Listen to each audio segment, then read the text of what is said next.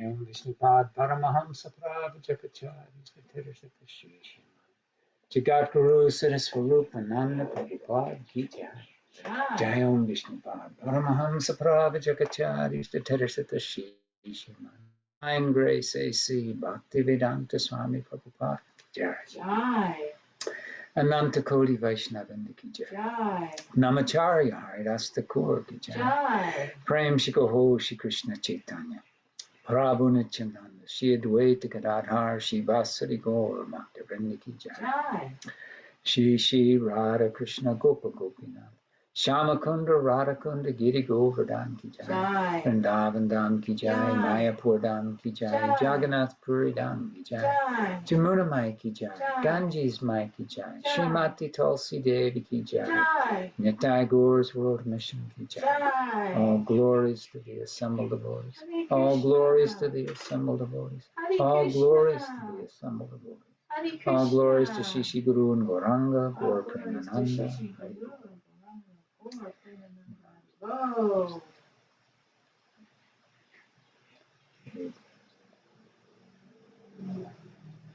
Om Jnanatamarandasya Jananjana Shalakaya Chakshulun Militam Jena Tajmai Shri Gurave Namaha Shri Chaitanya Manobishtam Stapitam Jena Bhutale Swayam Rupa Taramaya Dadati Swapradantitam.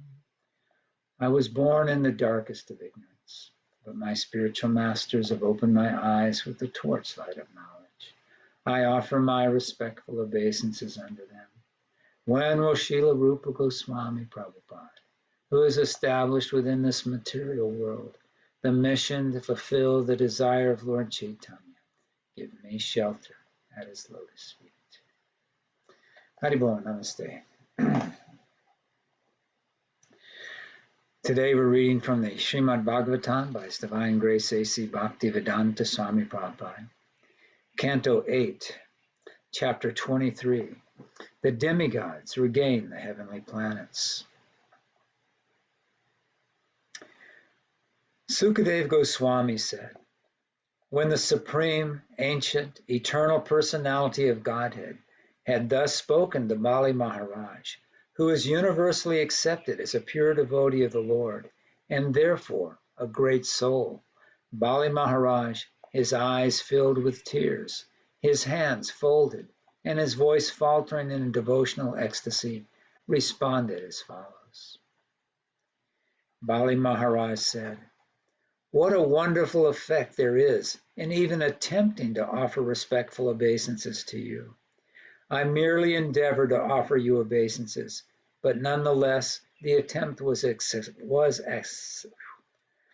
I merely endeavored to offer you obeisances, but nonetheless the attempt was as successful as those of pure devotees. The causeless mercy you have shown me, a fallen demon, was never achieved even by the demigods or leaders of the various planets. Purport. When Vamanadev appeared before Bali Maharaj immediately wanted to offer him respectful obeisances, but he was unable to do so because of the presence of Sukracharya and other demoniac associates.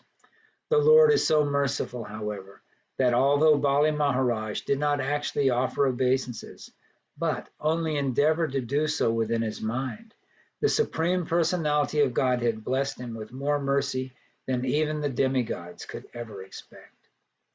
As confirmed in Bhagavad Gita 2.20, Shwalpam api asya dharmasya tratayate mahatayat. Even a little advancement on this path can protect one from the most dangerous type of fear. The Supreme Personality of Godhead is known as Bhavagrahi Janardana because he only takes the essence of a devotee's attitude. If a devotee sincerely surrenders, the Lord, if a devotee sincerely surrenders, the Lord, as the supersoul in everyone's heart, immediately understands this.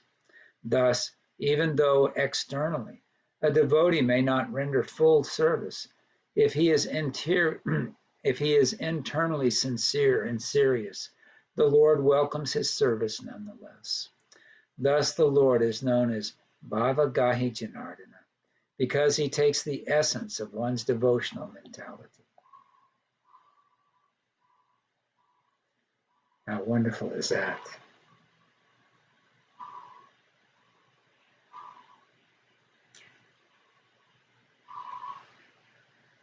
But we also have to keep in mind the opposite is true. If we do not have a sincere attitude, and we're simply going through the motions of sadhana bhakti and not actually sincerely developing an attraction for Krishna, then the service is not so attractive to the Lord, despite whatever our external appearances may be. Text 3. Sukadeva Goswami continued, after speaking in this way, Bali Maharaj offered his obeisances first to the Supreme Personality of Godhead Hari, and then to Lord Brahma and Lord Shiva. Thus he was released from the bondage of the Nagapasha, the ropes of Varuna, and in full satisfaction he entered the planet known as Sutala. Thus, having delivered the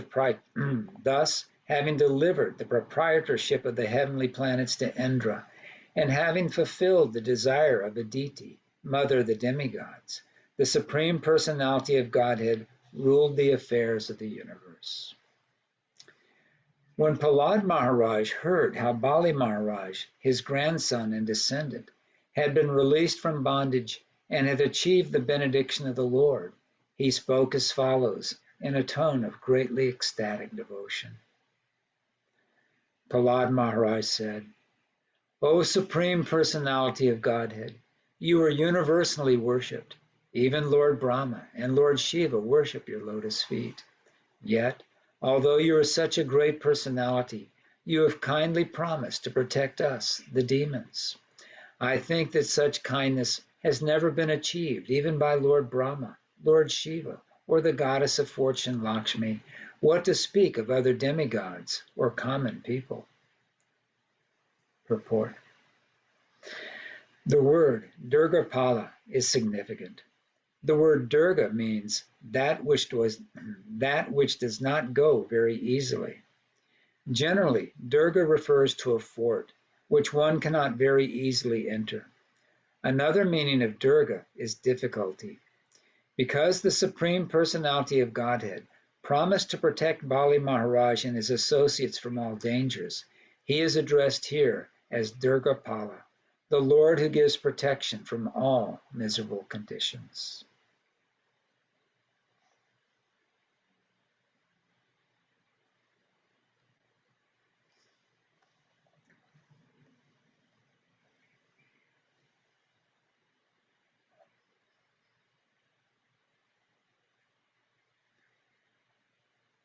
The neophyte devotee has the tendency to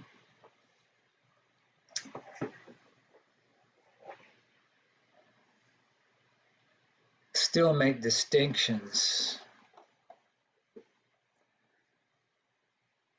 between the demons and the devotees, in the sense that he sees the karmis and the demons and the impersonalist yogis as somewhat of an enemy. And he's not necessarily wishing them well.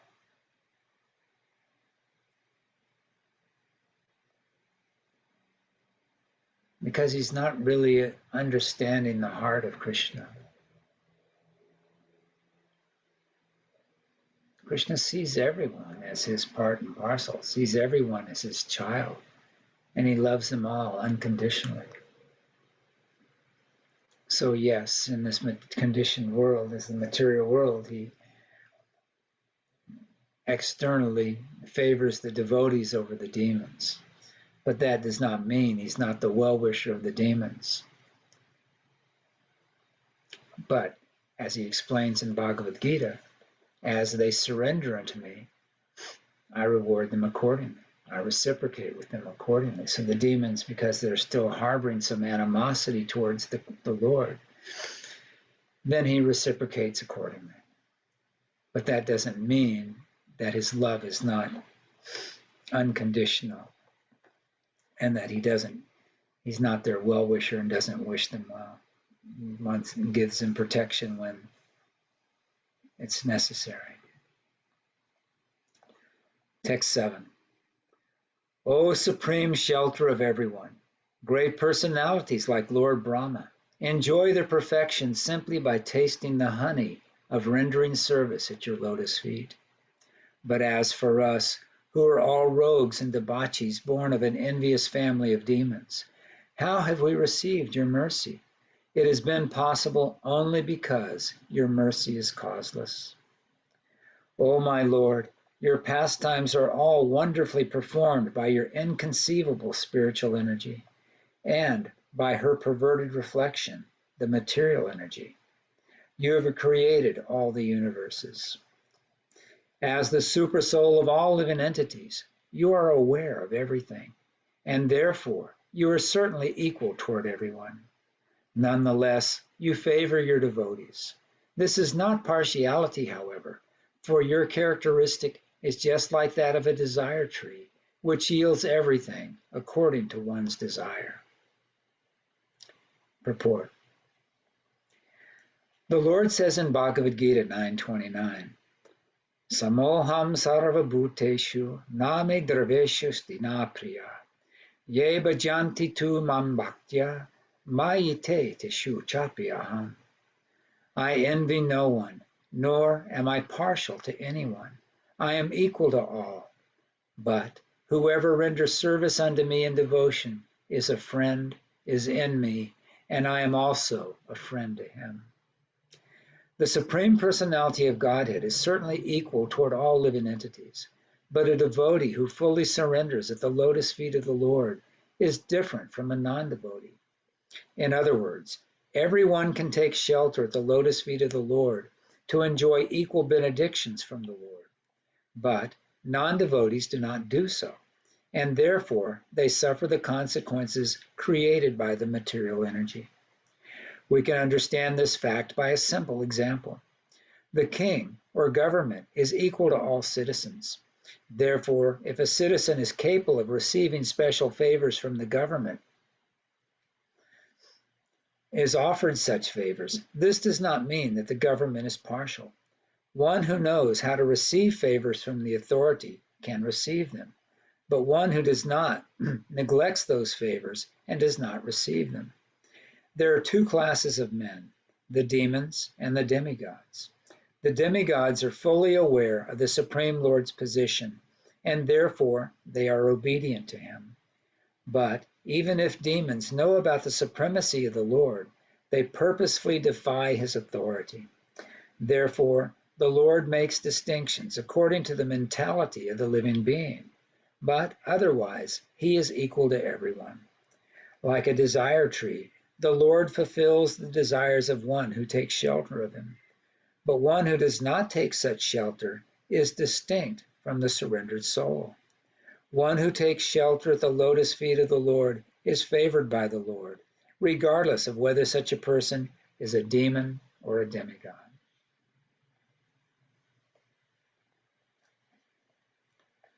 Text 9. The Supreme Personality of Godhead said, My dear son Prahlad, all good fortune unto you. For the time being, please go to the place known as Sutala, and there enjoy happiness with your grandson and your other relatives and friends. The Supreme Personality of Godhead assured Prahlad Maharaj, You shall be able to see me there in my usual feature with conch shell, disc, club, and lotus in my hand. Because of your transcendental bliss, due to always personally seeing me, you will have no further bondage to fruitive activities. Purport. Karma bandha, the bondage of fruitive activities, entails the repetition of birth and death. One performs fruitive activities in such a way that he creates another body for his next life. As long as one is attached to fruitive activities, he must accept another material body. This repeated acceptance of material bodies is called samsara bandha. To stop this, a devotee is advised to see the Supreme Lord constantly.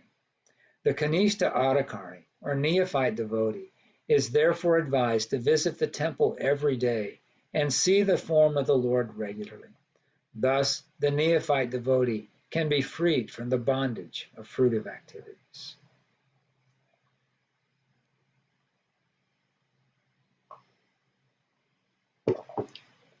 And we're very fortunate that in our parampara, we are given the opportunity to establish our own home as a temple. So we don't even have to go out anywhere to go see the Lord. We can invite Krishna into our home, offer our home to Krishna, make it a temple of Krishna, offer our life to Krishna. This is also very wonderful. And it's only by Krishna's mercy and the mercy of his representative, the spiritual master, that we get this wonderful opportunity. Just think, you get to personally wake the Lord up in the morning and personally put him to bed at night and make his meals and offer to bathe him. It's just such an intimate service.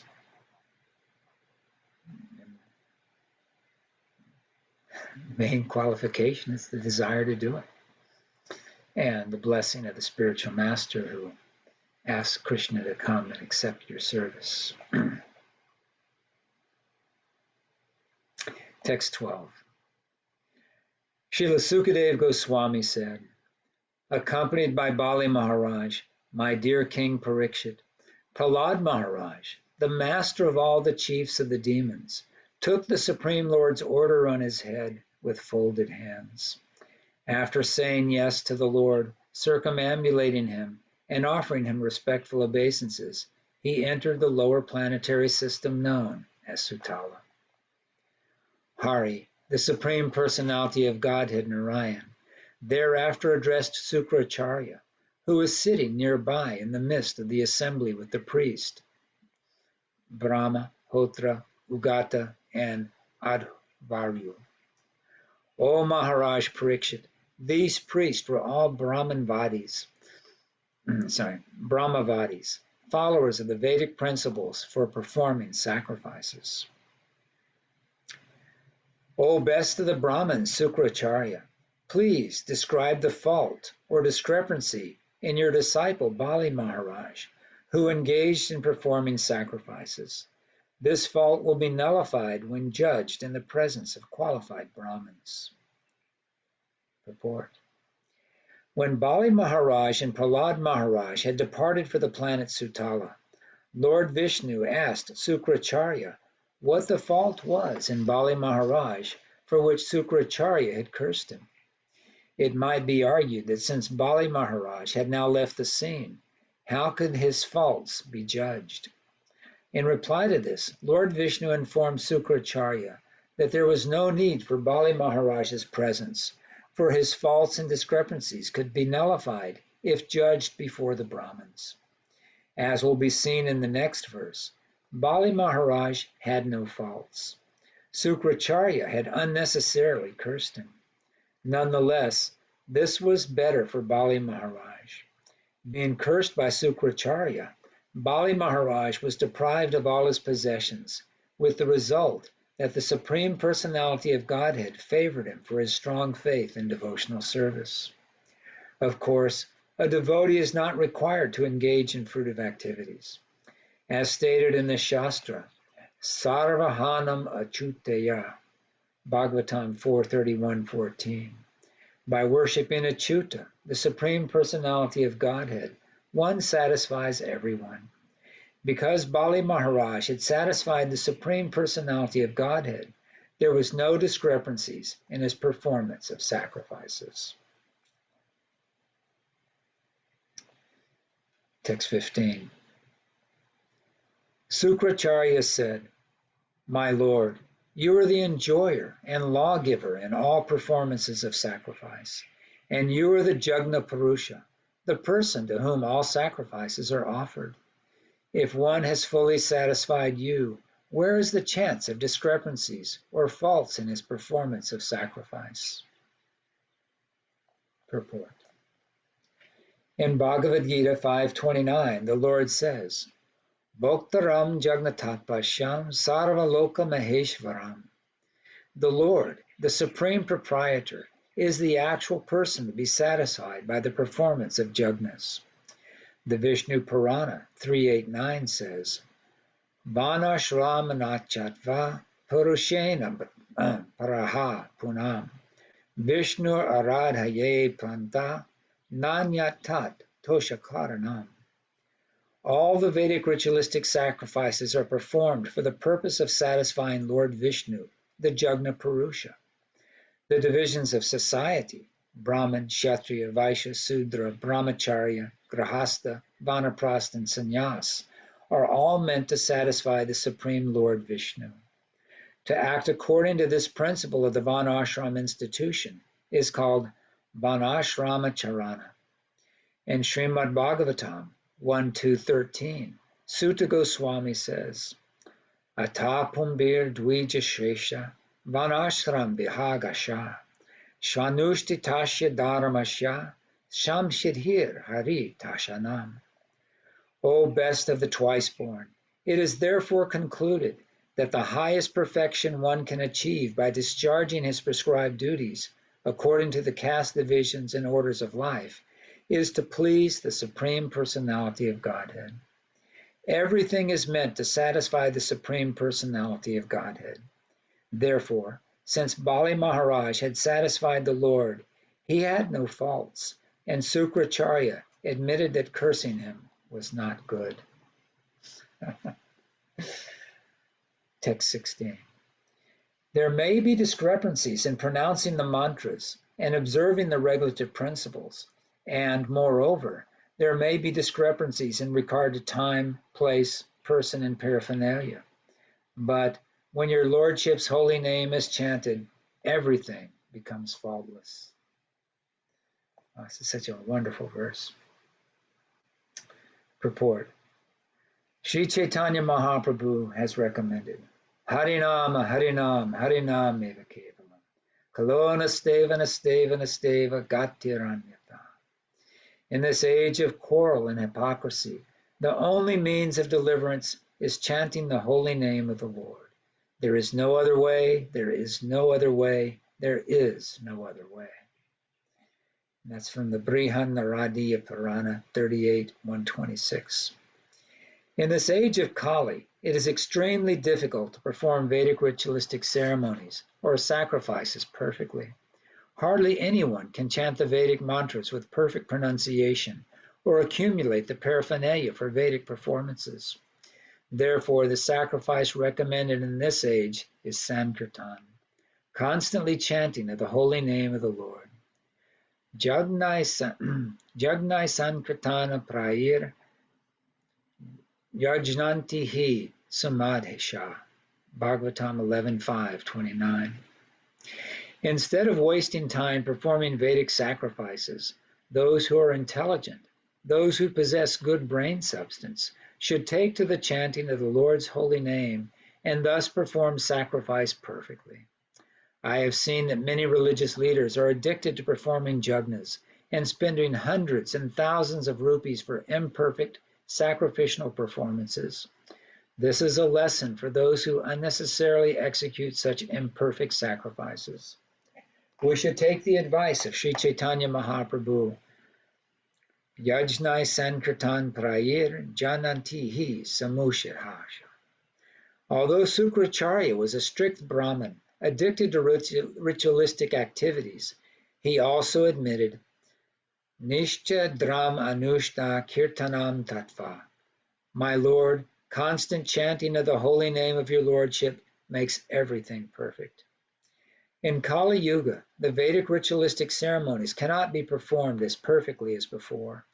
Therefore, Srila Jiva Goswami has recommended that although one should take care to follow the principles in every kind of spiritual activity, especially in worship of the deity, there is still a chance of discrepancies, and one should compensate for this by chanting the holy name of the Supreme Personality of Godhead. In our Krishna consciousness movement, we therefore give special stress to the chanting of the Hare Krishna mantra in all activities. So I have a lot of personal experience in that, as I'm sometimes I'm asked to perform fire sacrifices for weddings and things like that. And there's all these mantras to chant, and you're supposed to do it in a certain order, and invariably I screw it up, right? Somewhere I do something wrong. But fortunately, there's lots of chanting of Krishna's names included in the sacrifices, which makes it all acceptable. Text 17. Lord Vishnu, I must nonetheless act in obedience to your order, because obeying your order is most auspicious and is the first duty of everyone. Sukadeva Goswami continued, in this way, the most powerful Sukracharya accepted the order of the Supreme Personality of Godhead with full respect. Along with the best Brahmins, he began to compensate for the discrepancies in the sacrifices performed by Bali Maharaj. O King Parikshit, thus, having taken all the land of Bali Maharaj by begging, the Supreme Personality of Godhead, Lord Vamanadev, delivered to his brother Indra all the land taken away by Indra's enemy. Lord Brahma, the master of King Daksha and all other Prajapatis, accompanied by all the demigods, the great saintly persons, the inhabitants of Pritaloka, the Manus, the Munis, and such leaders as Daksha, Bhrigu, Angira, as well as Kartikeya and Lord Shiva, accepted Lord Vamanadev as the protector of everyone. He did this for the pleasure of Kashyapa Muni and his wife Aditi, and for the welfare of all the inhabitants of the universe, including their various leaders.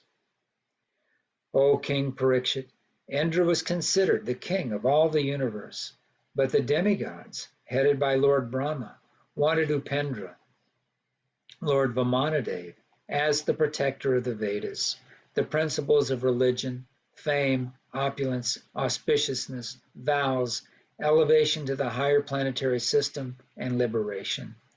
Thus, they accepted Upendra, Lord Vamanadev, as the supreme master of everything.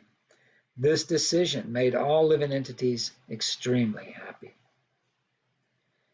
Thereafter, along with the leaders of the heavenly planets, Indra, the king of heaven, placed Lord Vamanadev before him, and, with the approval of Lord Brahma, brought him to the heavenly planet in a celestial airplane. Indra, king of heaven, being protected by the arms of Vamanadev, the Supreme Personality of Godhead, thus regained his rule of the three worlds and was reinstated in his own position, supremely opulent, fearless, and fully satisfied. Lord Brahma, Lord Shiva, Lord Kartikeya, the great sage Bhrigu, and other saintly persons, the inhabitants of Pritaloka, and all other living entities present, including the inhabitants of Siddhaloka and the living entities who travel in outer space by airplane, all glorified the uncommon activities of Lord Vamanadev. O King, while chanting about and glorifying the Lord, they returned to their respective heavenly planets. They also praised the position of Aditi. O Maharaj Parikshit, pleasure of your dynasty, I have now described to you, excuse me,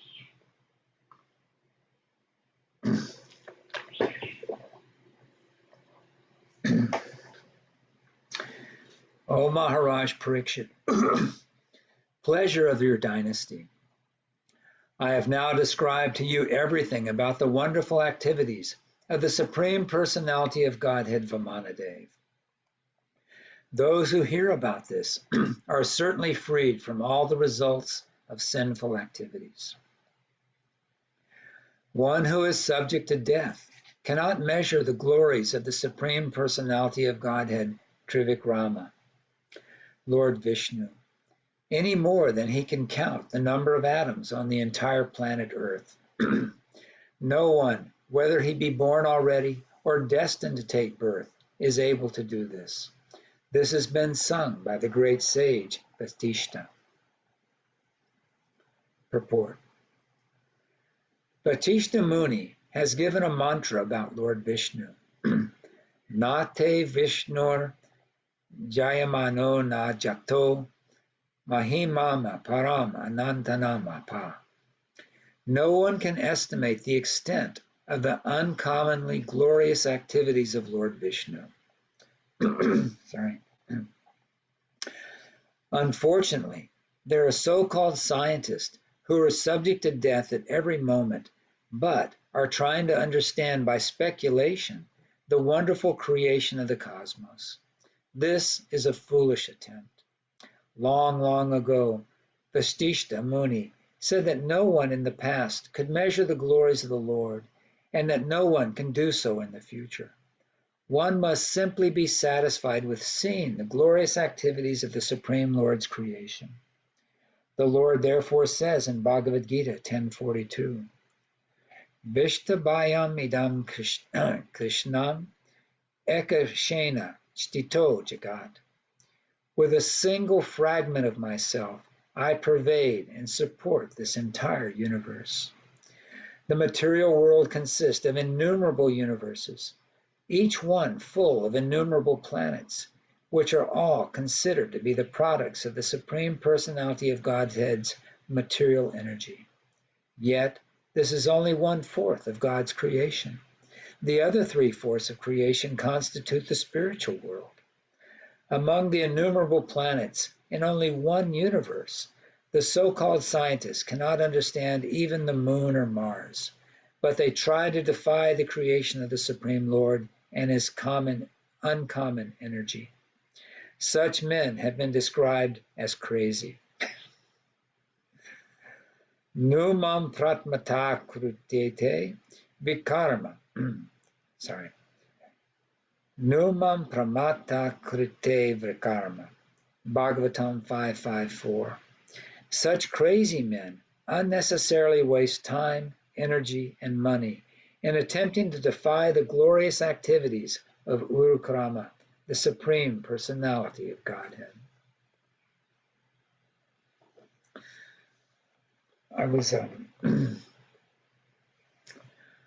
listening to a podcast while I was driving the other day.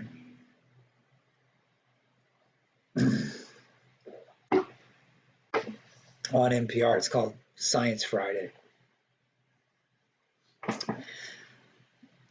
Because it was Friday and I was driving. So it's on the radio, and they had this lady scientist on there. And she was a bit humble. She was talking about, she's written this book, and that's why she's on there, to promote her book. But she was saying that when it came on, she was in the process of saying that scientists have no idea about the creation of the universe, really. They have no real knowledge. It's quite, there's one possibility that it was created by some supremely perfect, intelligent being.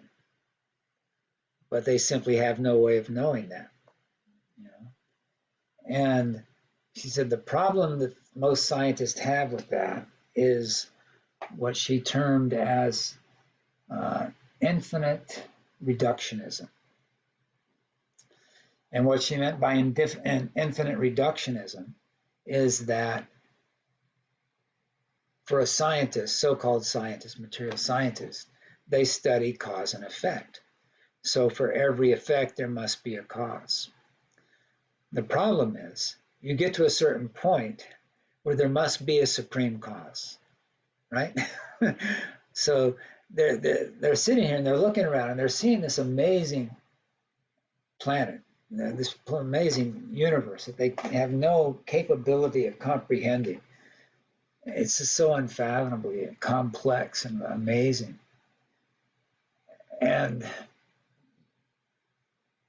But they can't accept that there could be a cause of all causes.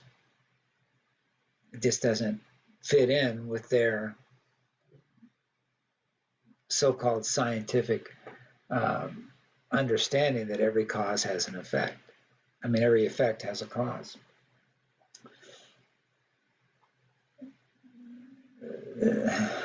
You know, and you just want to shake such people, you know, and say, give it up, lady. You know, it's obvious, it's here, right? The world is here. You're here. Accept it, okay? And if the most logical explanation is that it's been created by a super intelligent supreme being, accept that too. What's the problem with that, right? You can still go on about trying to understand things through your little experiments and whatever, but you don't have to try to deny the existence of God in order to do that. You can simply admit that I've got a limited amount of intelligence and imperfect senses and imperfect tools, and therefore it's going to be hard for me to understand all this stuff, you know. But sure, you go ahead and knock yourself out if you want to try to figure it out, you know. But don't go try to pretend that you know everything and can say that there is no supreme Lord, there is no supreme being. Because in order for you to say that, that means that you're saying you know everything and therefore you must be the supreme being, right? It's an illogical argument that they're making. They're saying nobody can know, but I know that there's no supreme Lord. And this can only be explained by their enviousness of Krishna. But anyway, it's just... There are some scientists out there who are a little bit less envious, and they entertain the possibility that there is a supreme controller and creator. I don't think they go so far as to accept that he's the supreme enjoyer, though. That's a little bit too much for him. But that would, you know. Then I mean, it's just this.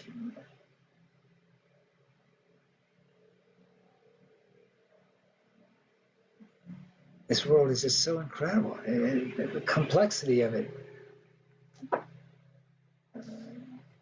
They got into talking about these little organisms, at least one cell organism that lives in the ocean. And there are trillions of them, okay? Quadrillions. I mean, they have no idea how many there are. And these little single cell organisms, what are they called? I can't remember the name of them. Prokaryotes or something like that? Yeah, something like that, right? And they've got this little kind of a calcium shell around them, right? And they're just cruising there, floating around the ocean, going through their thing, being whatever they are, these little Ocho guys, you know. But there's also these viruses that are shaped like a diamond that attack them. And what they do is that there's these little plates that kind of come together, this calcium shell, but there's weak points between those plates. And so these diamonds, viruses in the shape of these diamonds, they come in and they force their way in.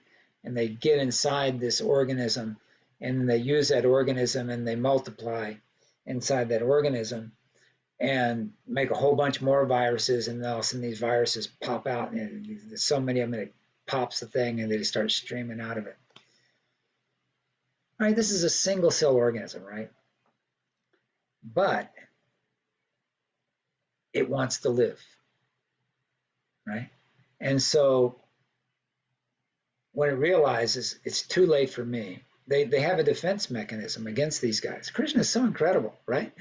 they can actually shift these plates on this, they're outside of their bodies there, and bring them together so that they make a shield that the viruses can't get into. But they don't do that normally because it interferes with their normal function. So that's kind of defense mode that they can't maintain all the time. So when these guys start to get attacked and they're losing it, right? You know what they do? They try to commit suicide so that they try to kill themselves before so the viruses can't continue to grow inside them to make more viruses. And they send out this chemical signal to the other guys to let them know, hey, we're being attacked, as they're dying. You know, who was the guy? American Road, Paul Revere riding down the road, the British are coming kind of thing, doing this kind of thing. And this battle gets so huge that as these things get killed, they slough off that calcium outer shell, and it makes this big cloud. And it's so big that you can see it from outer space. And then all this stuff settles down to the bottom of the ocean. And that's what made the white cliffs of Dover, is the calcium from the shells of these, right? Trillions of these guys going on a daily basis. Yeah. And they're saying this all happened by accident. You know, it's just insane to think that something this they don't have a brain, they don't have a central nervous system, they don't have a heart, they don't have a respiratory system, none of this crap, right? But they're doing all these, they got all this in there. They've got the will to survive, they've got all this stuff, they've got these defense mechanisms they go into, they've got enough consciousness to try to protect the other guys that they're out there, their kith and kin. You know, they got this whole thing going on this tiny little level that's not so different from our little scene, you know what I mean? And just going on and on and on. And they're seeing all these things going on. And there's so many examples like this, you know, of these amazing things that Krishna has set up within this material world. And yet, how could there be a supreme, someone more intelligent than me, right? And it's just mind-boggling how Maya can cover up their intelligence. It's called Maya Prikta Gyan. Their intelligence is stolen by illusion. Krishna speaks of that in the Bhagavad Gita.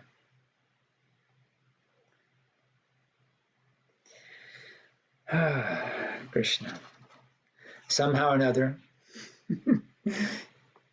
Krishna has given us a little bit of intelligence here. Text 28. O Maharaj Parikshit, pleasure of your dynasty, I have now described to you everything about the wonderful activities of the Supreme Personality of Godhead Vamanadeva. To those who hear about this are certainly freed from all the results of sinful activities. One who is subject to death cannot measure the glories of the Supreme Personality of Godhead Trivikram, Lord Vishnu, any more than he can count the number of atoms in the entire planet Earth. No one, whether born already or destined to take birth, is able to do this. This has been sung by the great sage Vasishtha. If one hears about the uncommon activities of the Supreme Personality of Godhead in his various incarnations, he is certainly elevated to the higher planetary system, or even back home, back to Godhead. Whenever the activities of Vamanadeva are described in the course of a ritualistic ceremony, whether the ceremony be performed to please the demigods, to please one's forefathers in Pritaloka, or to celebrate a social event like a marriage, that ceremony should be understood to be extremely auspicious. Purport. There are three kinds of ceremonies. Specifically, ceremonies to please the Supreme Personality of Godhead or the demigods, those performed for social celebrations like marriages and birthdays, and those meant to please the forefathers, like the Shraddha ceremony. In all these ceremonies, large amounts of money are spent for various activities. But here, it is suggested that if along with this, there is recitation of the wonderful activities of Vamanadev, certainly the ceremony will be carried out successfully and will be free of all discrepancies. Thus end the Bhaktivedanta purports of the 8th canto, 23rd chapter of the Śrīmad Bhāgavatam entitled, The Demigods Regain the Heavenly Planets. Jai Shri Prabhupada.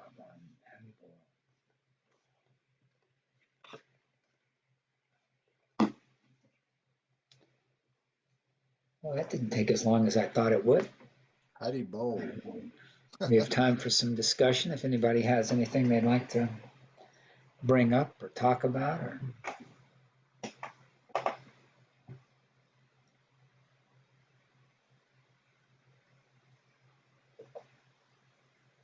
What were the ropes of Varuna again? The Sanskrit term for them? Well, they're just mentioned. They're mentioned in a number of Naga pastimes. Pasha. Yeah, the Naga Pasha, yeah. Naga means snake, usually. Yeah. So I guess it can also mean rope. I just can't remember. They were mentioned in an earlier chapter, but I can't remember what they were. It says here he was released. Bali Maharaj offered his obeisances to Hari, then to Brahma and Shiva. In verse 3, then he was released from the bondage of the Naga Pasha, the ropes of Varuna. I can't remember when they put these ropes of Varuna on him or what that It was in the previous chapter, I believe, when Bali Maharaj surrenders his life. I can't remember exactly what text. It was before, actually it was chapter 21, I think, before. And Vishnu placed the third step on his head because I was thinking Bali Maharaj is already tied up with the ropes when he offered his head for the third step. But yeah, and they're mentioned in other pastimes too, in other events, not just in this one. I can't remember right now. And Varuna, the god of the sea. Yeah. Yeah. But if not, he's got these heavy ropes that can bind people up. Okay.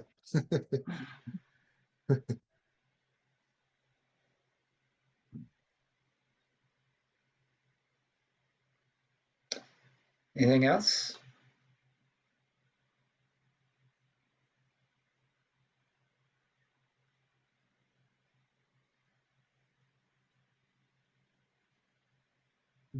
It's amazing how they praise the chanting of the holy names in this chapter.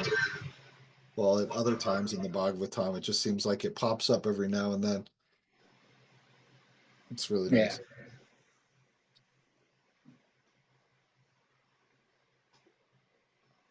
Yeah, the Śrīmad Bhāgavatam is so wonderfully consistent. That's why I was kind of surprised when I was reading listening to the Chaitanya Bhagavat. You know, Charya's put it all online on SoundCloud, so you can listen to Chaitanya Bhagavat. And there's the story of what's his name? Starts with a D.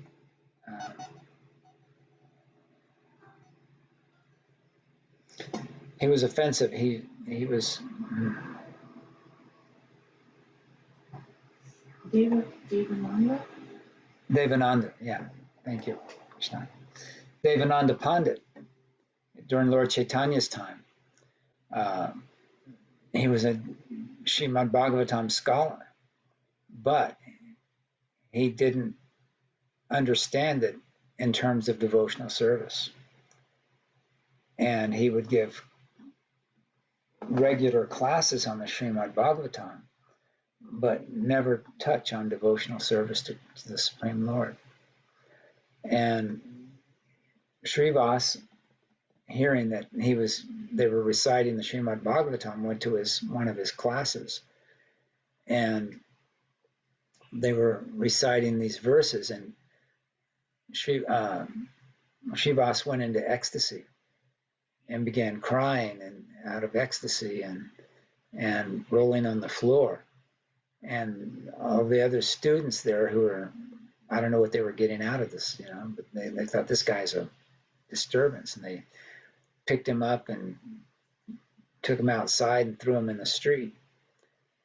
And then he later came to consciousness and went home. And this happened actually before the advent of Lord Chaitanya. But when Lord Chaitanya was later, he happened by Devananda's house, and Devananda was holding class on Bhagavatam, and Lord Chaitanya went and chastised him very severely for mistreating a devotee and misrepresenting the Bhagavatam as having any meaning other than glorifying devotional service. But Devananda just kind of brushed it off. He wasn't, able to accept the chastisement. But he was intelligent enough not to say anything back. He just let Lord Chaitanya chastise him and then laughed. But then later on, after Lord Chaitanya went to Jagannath Puri, he sent Vikeshvara Pandit back to Navadvip to preach. And Vikeshvara Pandit, when he came back, he was so immersed in love of Krishna that Devananda became attracted to him and realized and actually became a devotee through the grace of Vikeshvara Pandit, and repented and apologized to Srivas, and Lord Chaitanya accepted him later, and he became a nice devotee. So I don't know how someone could read that, there's no way you could read Bhaktivedanta Swami Prabhupada's translation of Śrīmad Bhāgavatam and not understand, that it's all about devotion to the Lord Vishnu and Krishna.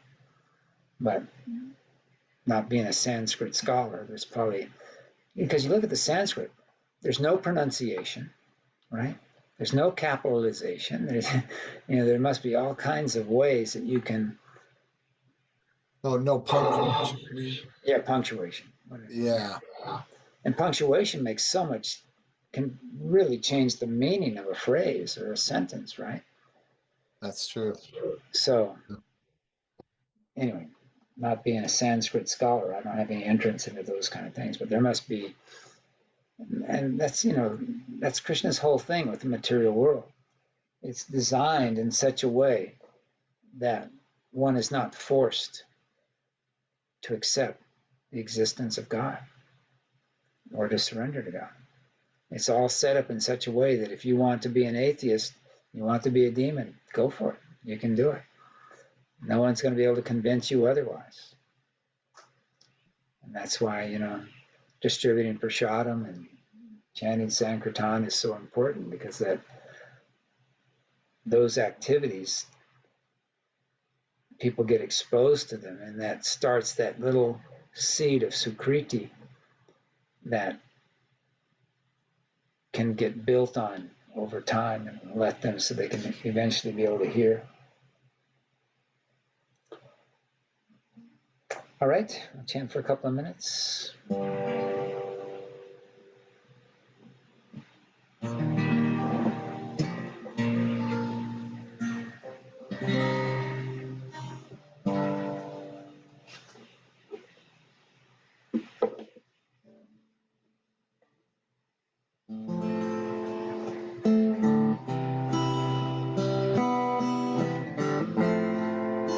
Sara Swarupananda Hamsa Namane Purna Swarupaya Radha Krishna Pristayate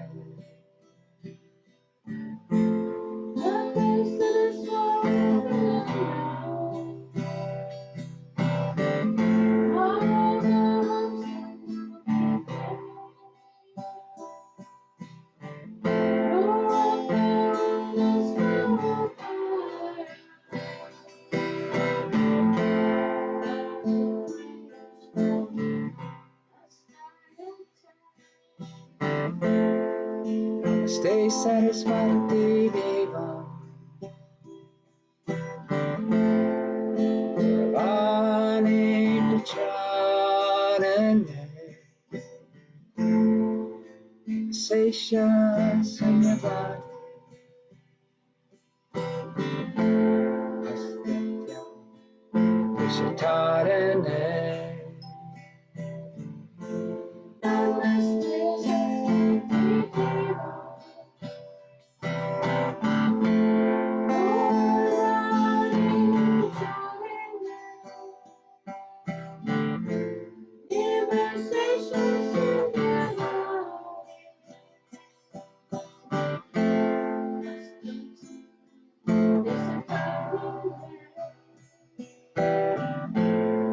Bhaja Shri Krishna Chaitanya Prabhu Nityananda Shri Advaita Gadadhara Shri Vasudeva Bhaktivedanta Bhaja Shri Krishna Chaitanya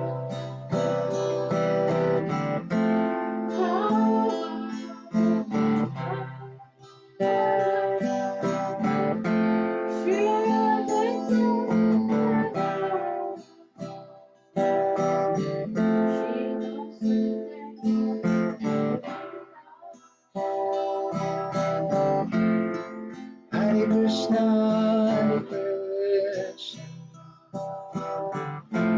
Krishna Krishna, Hare Hare, Hare Rama, Hare Rama, Rama, Hare Hare. Hare Krishna, Hare Krishna, Krishna Krishna,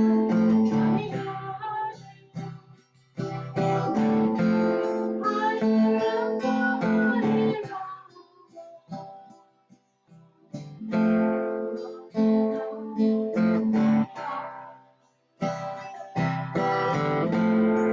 Hare Krishna, Hare Krishna,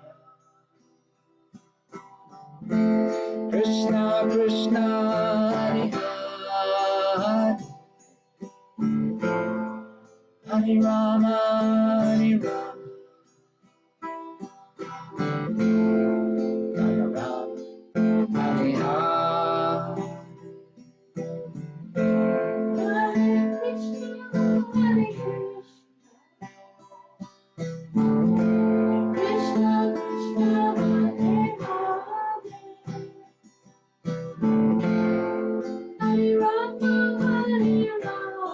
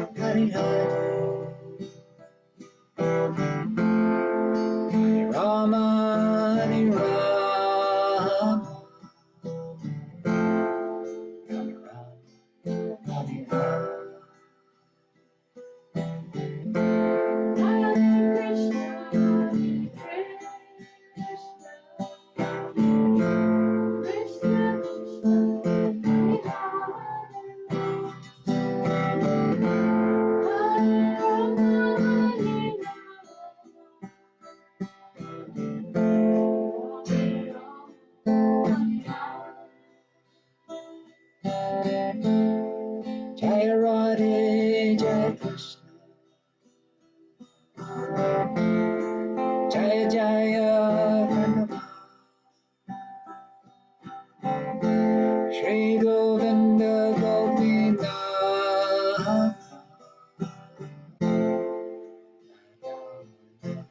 Mohan.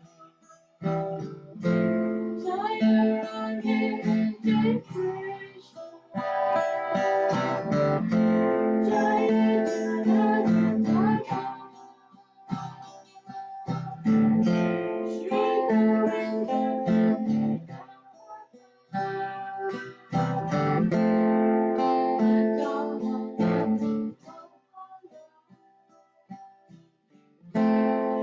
Jaya Jaya Srila Jaya Jaya Gurudev, Jaya Jaya Srila Prabhupada, Jaya Jaya